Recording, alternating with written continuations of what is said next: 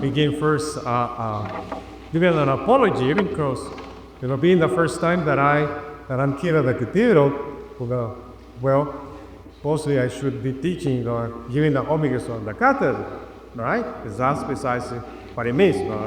The Cathedral is the chair of the bishop. That's why a building or a cathedral is a place where the Cathedral is located. And the bishop is supposed to be sitting, there. But, that this way I'm closer to you, right? But again, take it. So, el día de hoy, aunque se supone que por estar el primer día aquí en la Catedral de Monterrey, pues debería de estar dando la homilía desde la Catedral, es lo que significa la palabra cátedra, silla, la silla del obispo, entonces pues debería ser ahí, pero pues me siento un poquito más cercano aquí a todos ustedes.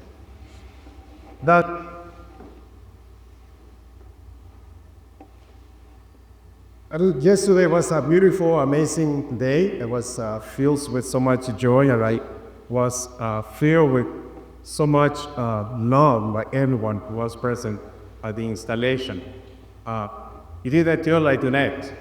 When the nuncio called me, and he told me that you probably 14 was asking me to come as the Bishop of Monterey, and of course the first thing is, do you accept that? Well, how can I say no to the Pope, right?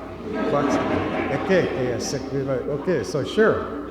Then I say, okay, can we then do the installation about, the beginning of March?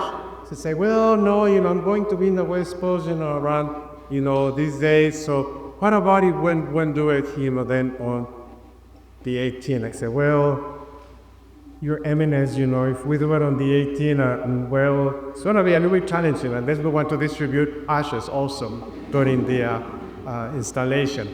But I say, Ash Wednesday. Okay, well, let's do it on the 19th. And I say, oh my goodness, well, the 19th. I said, well, that's okay. And then I was thinking, what is the kind of penance then that God is going to give to me? Asking me to begin, my ministry one day, yesterday after Ash Wednesday. But again, I say, feel like a penance. I really, really experienced so much of your love, your kindness, and your hospitality. So I'm very, very happy to be here with all of you. The Jesus in the Gospel today reminds us that all of us must recognize the joy of knowing that He's present in our lives. He gives this comparison away, I would say, where the groom is there, with a celebration, is the bride. Of course, everyone is going to rejoice. Christ is always with us, and we always rejoice in that living presence of Christ. At the same time, then we know that now we are, as a church, also the ones who had to fast. As the disciples didn't have to fast, when Jesus spoke about that, now as the church after the Christ resurrection, we had to do our fasting. And it's so important that we live this season of Lent with a deep desire to truly have a change of heart. Because this is what Lent is for all of us. It gives us a wonderful opportunity to continue to change our heart into the heart of Jesus. If you heard in the second reading, St. Paul says something so beautiful. You are collaborators of Christ. We collaborate with Him. Can you know Him? Don't you feel like, wow? Let's just think for a moment that Pope Leo is coming to say, okay, I would like you to come and work for me. How would you feel? Great privilege, right? A great honor. Wow, what a wonderful imagine that each one of us. We are truly collaborators of Christ. And that's why our lives, our heart, our ministry, our service needs to always, even like the heart of Jesus, as collaborators of Christ. So today, the Lord is telling us in the first reading, your light shall break forth like the dawn. That each one of us has to be a light for others. And that's why then the Lord tells us in the first reading, the fasting that He wants is not just a fasting of body, but He wants a fasting that is truly a call to holiness and a changeful heart. This is the fast that I wish. Release those bound unjustly, untie the coils of the yoke, set free the oppressed, break every yoke, share your bread with the hungry, shelter the oppressed and the homeless, clothe the naked when you see them, and not turn your back on your own. Wow, that's a fast, because that is to do. Very, very challenging. But as collaborators of Christ, that's what we are supposed to be doing. Now, when we speak about these things that God asks us, some people say, this is what we call here, this is the social justice doctrine of the church. And some people say, oh, that sounds kind of like socialism or communism. Like, no, it is not. The social justice doctrine of the church is about precisely this. It's about charity. It's about compassion. It is about empathy, love for the neighbor. There are many, many different ways in which God challenges us to truly be that light for others. I have been challenged many times. I'm sure you have been challenged many, many times too in your life to be that light. So 2 years ago, I was celebrating a Mass for Our Lady of Guadalupe at the University of San Diego. The first, a long Mass, and then after Mass, I stood outside, I was greeting the people, and, it was it's almost an hour after Mass, finally I finished. So okay, I was so tired. I put my things away, and I was walking toward my car, and this young adult person comes right up to me and says, Father, can you hear my confession? I thought to myself, oh my goodness, that's been already a long Mass, standing outside, for a whole hour, to hear the confession of this other person. But one thing that I've learned is, when someone asks to be heard for confession, it is because they really mean to have that experience of Christ's forgiveness. So it started a confession, and he started then to pray and to tell me about that sin and everything. And I started with his confession to say, bro, there is something deeper about this, something more. And I started to ask him, well, what is really happening in your life, Maya? Because these sins that you're telling me, they're connected with something deeper that is going on in your life right now, your own experience. So he started then to share with me about his family problems and all the other issues that he was having with family and his own life. And then he said, and the truth, Father, is that right now I'm contemplating to commit suicide. Wow, that changed everything. And of course, Fasha is a conversation and everything. You try to help this person, of course, not to do that. But that night, when I went to bed, I was just thinking, Ramon, if you just have said no to this person, what could have happened?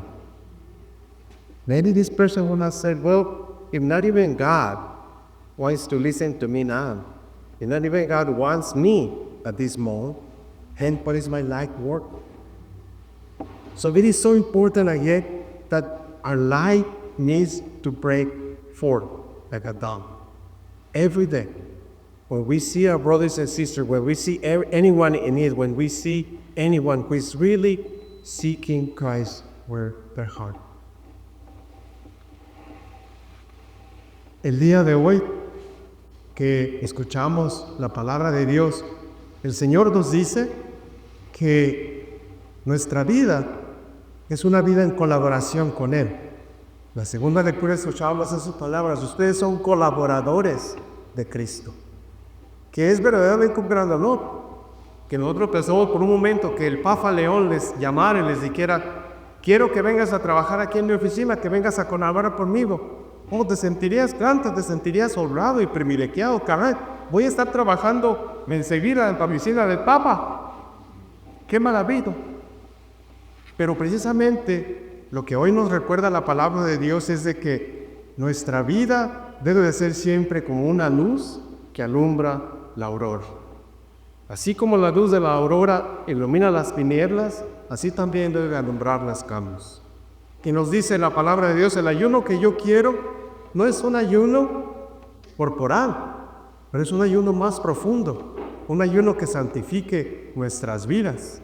El ayuno que yo quiero de digno de ser la primera lectura es: se rompan las cadenas injustas, que levantes los yugos opresores, que liberes a los oprimidos y rompas todos los yugos, que compartas tu pan con el hambriento y abras tu casa al pobre sin techo, que vistes al desnudo y no des la espalda a tu propio hermano. ¡Wow! Eso sí es hacer ayuno. Ese sí es difícil de hacer, un ayuno muy difícil. Pero eso es lo que Cristo nos pide como colaboradores suyos. En la iglesia, a esto que acabamos de escuchar le llamamos la doctrina de justicia social. Que algunas veces nos dicen: eso suena como socialismo o comunismo. No, contraria.